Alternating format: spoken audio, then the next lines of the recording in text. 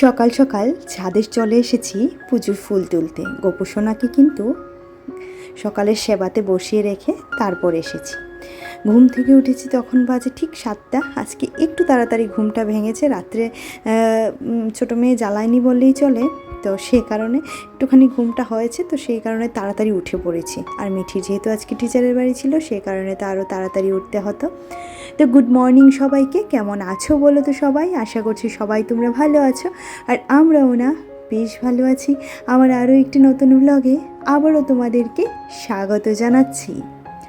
আর এই যে সমস্ত কিছু ফুল তোলা হয়ে গেছে, আর এখন ফুলগুলি নিয়ে ঘরে যাব, তারপর চা নিয়ে বসবো দুজনাতে। ওর বাবা ওকে রেখে টিচারের বাড়িতে দিয়ে আসার পর তারপর আমি কিন্তু গোপোষণাকে সেবাতে বসিয়ে রেখে ছাদে এসেছি, কারণ এতক্ষণ সময় ওই ছোটো মেয়েকে একা ঘরে ফেলে রেখে আসা কিছুতেই সম্ভব নয়। কখন যে উঠে কান্না শুরু করবে তার তো কোনো ঠিক ঠিকানা নেই।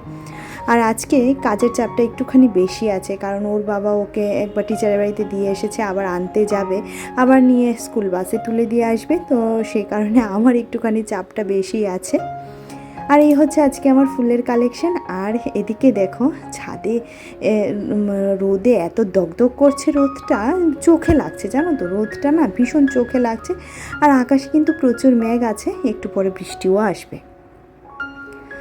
তো এদিকে মেঘ ঠেক সমস্ত কিছু দেখার পর এবার চলো ফুলগুলি নিয়ে ঘরে যাই, আর একটু করে গোপুসোনার দর্শন তোমাদের করিয়ে দিই, কারণ তোমরা প্রত্যেকেই গোপুসোনারকে ভীষণ ভালোবাসো। আর গোপুসোনার জায়গাটা, বিশেষ করে গোপুসোনাকে কী করে এত সুন্দর করে রাখি সেটাও তোমরা অনেকে জিজ্ঞাসা করো। আসলে কি বলো তো, একটুখানি বুদ্ধি খাটিয়ে সংসারে কাজকর্ম করি, তো সেই কারণে মনে হয় সব কিছু পরিপাটি বা টিপটপ রাখতে পারি। আর এদিকে গোপুসোনার দর্শন করিয়ে আসার পর দেখো আমি কিন্তু চাটা বসিয়ে দিয়েছি, চা পাতা চিনি দুধ সমস্ত কিছুই দিয়ে দেব। আর এখন একদম আকাশটা না এত মেঘলা এত কালো হয়ে আছে যে যে কোনো সময় বৃষ্টি চলে আসবে। এই মুহূর্তে দেখে এসেছি রোদ, আবার এই মুহূর্তেই চলে আসবে বৃষ্টি। তো এটাই হচ্ছে এখনকার সিস্টেম, কারণ যেহেতু শ্রাবণ মাস চলছে আর বৃষ্টিতে একটু পরপর আসছে, বউ না জানি বৃষ্টি শুরু হয়েছে কি বলি, ছাদে কোনো জামা কাপড় দিয়েও শান্তি পাচ্ছি না। আর গরম এত পরিমাণে যে ঘাম একদম টপ টপ করে চুইয়ে চুইয়ে ঘাম পড়ছে, দেখো অবস্থা। আর এদিকে আমার চা কিন্তু ফুটে গেছে, তো চাটা আর একটু ফুটুক, আর আমি এদিকে না চালটা নিয়ে নিই চলো, কারণ ভাতটা বসাতে হবে। মিঠি যেহেতু স্কুলে যাবে, তো তাকে খাইয়ে পাঠাতে হবে। বর আজকে বলছিল শুধুমাত্র একটা তরকারি করবে, যাতে একটু শান্তি করে ভাতটা খেতে পারি, কারণ বাড়ির ছেলেদের ভীষণ কষ্ট হয় যখন নিরামিষ পড়ে, তাই না? কিন্তু কিছু করার নেই, খেতে তো হবেই, যেটা নিয়ম আছে সেটা তো পালন আমাদের করতেই হবে। দুজনের জন্য চা নিয়ে নিয়েছি। ওকে জিজ্ঞাসা করলাম চায়ের সাথে খাবে কি, তো সে বললো আজকে চায়ের সাথে কিচ্ছু খাবো না, একটু পরে গিয়ে দোকান থেকে টিফিন কিনে আনবো, মানে ওই কচুরি তরকারি কিনে আনবে, এই তো। চায়ের গ্যাসে কিন্তু একেবারে আমি ভাতটাও বসিয়ে দিয়েছি। আর এদিকে দেখো একদম অল্প করে চা নিয়ে এসেছি, আর আমরা চায়ের কাপ বড় দেখতে পারো, কিন্তু চা কিন্তু খুব অল্পই খাই। অল্প চাটা খাওয়াই মনে হয় ভালো, তাই না? আর এদিকে আমি কিছুটা সবজি কাটতে বসেছি। এবার কিন্তু ওর বাবা একটুখানি বেরিয়েছে পনিরটা এনে দেওয়ার জন্য আমাকে, তারপর আবার যাবে মেয়েকে আনতে। আর এদিকে আলুও কেটে নিয়েছি, বেশ বড় বড় করে আলু ভাজা করব, আর পটল ভাজা, আর আলু এবং পনিরের তরকারি। আর এদিকে যথারীতি আমার ছোটো মেয়ে উঠে পড়েছে, উঠেই কি কান্না, তো ওকে ও উঠেছে বলতে ও সকালের ঘুম হয়ে গেছিলো, বহু আগেই সকালে উঠে পড়েছিল, তো তারপরে আবার 25 মিনিটসের পাওয়ার ন্যাপ নিয়েছিল, এই তো। আর এদিকে এবার ওকে একটুখানি ফ্রেশ করে দিচ্ছি, একটুখানি গরম জল দিয়ে ওর মুখ হাত পা মুছে দিচ্ছি সারা রাত্র, যেহেতু খাওয়ার পর ওকে, আর রাত্রেবেলা তো সেরকম করে মুখ মুছিয়ে দেওয়া হয় না, কোনো রকম খাইয়ে আবার ঘুম পাড়িয়ে দিই, তো সকালে উঠে ওকে ফ্রেশ করা, তেল মাখানো সমস্তটাই করতে হয়। আর তারপর তেল মাখাতে আমি ভাতের ফ্যানটাও ঝরিয়ে ফেলেছিলাম ওর বাবা থাকতে। তারপর ওর বাবা যাওয়ার পর এদিকে দেখো আমি বড়টার জন্য তো রান্না করতে হবে, সেই কারণে ওকে কুলে নিয়েই পটলটা ধুয়ে নিচ্ছি। আর আমার কিন্তু গ্যাস একদমই অফ আছে, এটা নিয়ে তোমরা কোনো চিন্তা করো না, কারণ আমি ওকে নিয়ে গ্যাসে কোনো রকম কাজ করি না, তবে যে কাজগুলি করা যায় ওকে নিয়ে সেই কাজগুলি আমি অবশ্যই করি। এই যে পটলটা ধুয়ে দিয়েছি, এবার এটাতে হলুদ লবণ মেখে রেখে দেবো, তাহলে পটলটা একটুখানি নরম হবে, খেতেও বেশ ভালো হবে, আর ভাজাটাও তাড়াতাড়ি হয়ে যাবে, কারণ পটল ভাজা এবং পনিরের তরকারিটা করে দিতে সময় লাগবে, তো সেই কারণে। তারপর ওর বাবা এবং মিঠি চলে এসেছিলো। এদিকে দেখো আমি পটল ভাজাটা করে নিয়েছি। নিয়েছি। আর কিন্তু গ্যাসে বসিয়ে দেবো পনির তরকারিটা ওই যেরকম করে রান্না করি, শুকনো লঙ্কা তেজপাতা ফোড়ন দিয়ে, জিরে ফোড়ন দিয়ে, আদা জিরে লঙ্কা বাটা, একটুখানি এলাচ দারচিনি সমস্ত কিছুই বেটে দিয়ে দিয়েছি।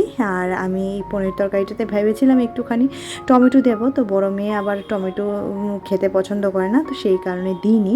আর এদিকে মশলা ধোয়ার বাটিটাও ধুয়ে একদম দিয়ে দিয়েছি, বেশ একটুখানি চিনি দিয়েছি।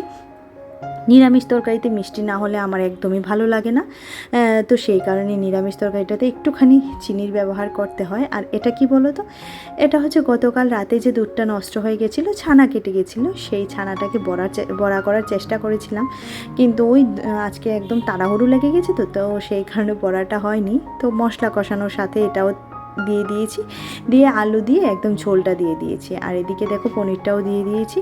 আর পনিরটা কিন্তু আমি ভেজে দিই না, ভেজে দিলে আমার কাছে পনিরটা একদম চুইংগামের মতো মনে হয়। আর এই যে আমার আলু পটলের তরকারি, আলু এবং পনিরের তরকারি হয়ে গেছে। বারবার আমার মুখে খালি আলু এবং পটল আসছে, কেন জানি না।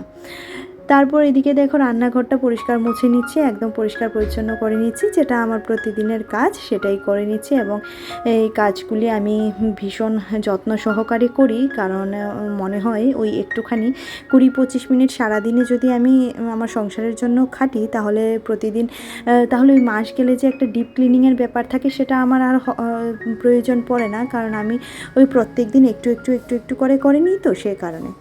আর এই শনিবার আমাদের এমন সমস্ত কিছুই ডিপ ক্লিন করতে হবে, যার প্রস্তুতি আমি আজকে থেকেই নিয়ে নিচ্ছি। কিছু করার নেই, আমার ছোটো মেয়েকে একা নিয়ে আমার দ্বারা সম্ভব নয় এত কাজ করা। আর ওর বাবা যেহেতু সব সময় ঘরে থাকছে না, আর আমি আমার মেয়েকে ওর বাবার কাছে, নয়তো বা আমি নিজে বা আমার বড় মেয়ে যখন অবসর থাকে তখন ওর কাছে রেখেই কাজ করতে স্বাচ্ছন্দ্য বোধ করি।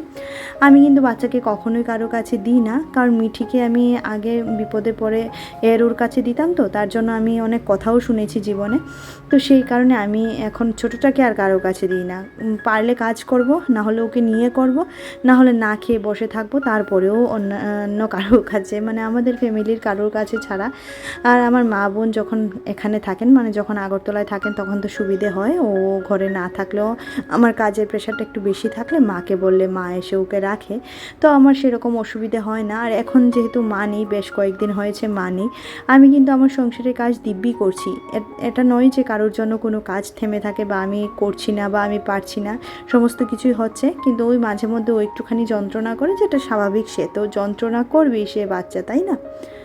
আর এদিকে দেখো বকবক করতে করতে কিন্তু আমি টিফিনটাকেও বেড়ে নিয়েছি। রসগোল্লা ছিল, তার সাথে ছিল লুচি, এবং এটা ছিল আলু এবং সয়াবিনের তরকারি। তরকারিটা এই দোকানে ভীষণ ভালো বানায়, আর মিষ্টি দোকানের তরকারিটা এবং মিষ্টিটা ভীষণ ভালো খেতে হয়।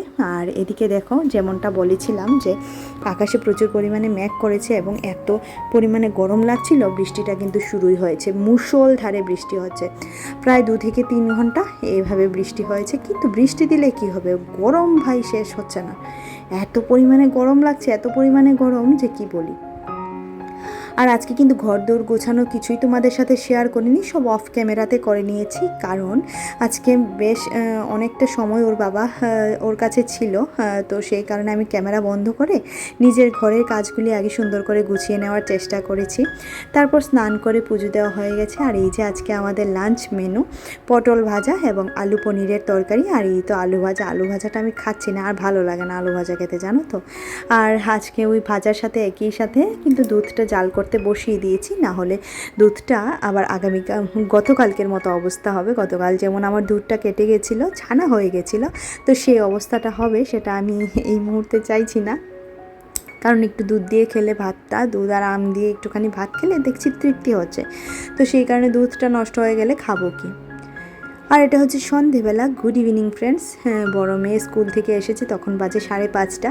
এসে ওর বোনের সাথে একটুখানি খেলা করেছে, ও বেশ অনেকটা সময় স্কুলে কাটিয়ে আসে, তো তারপর আসার পর ওই আমার ছোটো মেয়ে ওকে দেখে একদম পুরো পাগল হয়ে যায়, কারণ সে তো তার মা বাবা ছাড়া আর কাউকে দেখে না। তো মিঠি আসার পর মিঠির জন্য সে ভীষণ ভীষণ পাগল হয়ে যায়, মিঠির কোলে ওঠার জন্য। তো মিঠিও একটুখানি কোলে নেয়, ওকে একটুখানি কোলে নিয়ে মজা করে। তারপর ও টিচার আসে, টিচারের কাছে পড়তে বসে।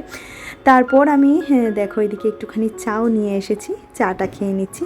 2খানা বিস্কিট দিয়ে প্রচণ্ড পেটে খিদে পেয়েছে, কারণ ওই যে দুপুরে ভাত খেয়েছিলাম কিন্তু সেরকমভাবে খেতে পারিনি, একটুখানি তোমার পনিরের তরকারি দিয়ে খেয়েছি। মানে ভাতটা খেয়ে না সেরকম তৃপ্তি লাগছিল না, তো সেই কারণে চায়ের সাথে 2খানা বিস্কিট নিয়ে বসে পড়েছি। আর সন্ধেবেলা একটু কিছু না খেলেও হয় না।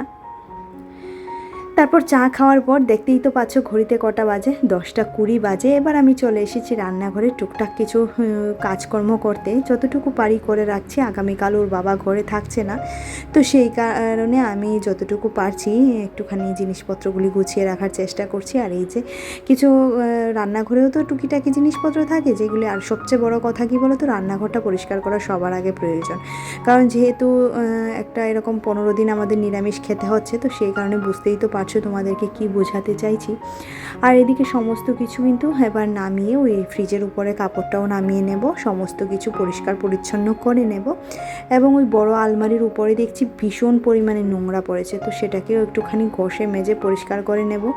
আর রাত্র হয়ে গেছে অনেকটাই, কিন্তু কিচ্ছু করার নেই। ওর বাবা আসার পর আমি এই কাজগুলিতে হাত দিয়েছি। আর সন্ধেবেলা যেহেতু আমার ছোটো মেয়ে ভীষণ পরিমাণে জ্বালাতন করে আমাকে, তো সেই কারণে ওকে খাইয়ে একটুখানি শান্ত করে রেখে তারপর এসেছি। তাও ফ্যানটা চালাইনি, কেন বলো তো, ও যখনই কাঁদবে আবার দৌড়ে চলে যাব ঘরে, তো ফ্যান চালালে তো আর ওর কান্নাটা শুনতে পাবো না, সে কারণে। আর এই যে ফ্রিজের উপরটা পরিষ্কার করে নিচ্ছি, আর এই যে বড় আলমারির উপরটাও পরিষ্কার করে নেব।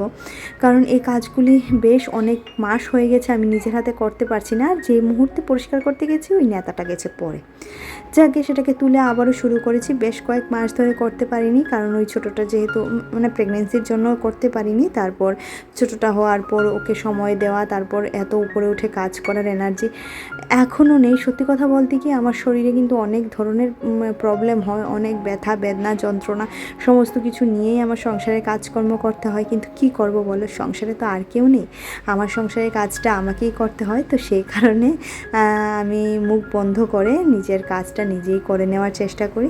আর এই যে মাইক্রোওভেনের উপর একটা টাওয়াল দেওয়া থাকে, ঢেকে রাখা হয়, সেটাও নামিয়ে নিচ্ছি। সমস্ত কিছু নামিয়ে পরিষ্কার করে নিচ্ছি। আর মাইক্রোওভেন এবং ফ্রিজ ওই শনিবারই পরিষ্কার করব, আজকে আর করছি না।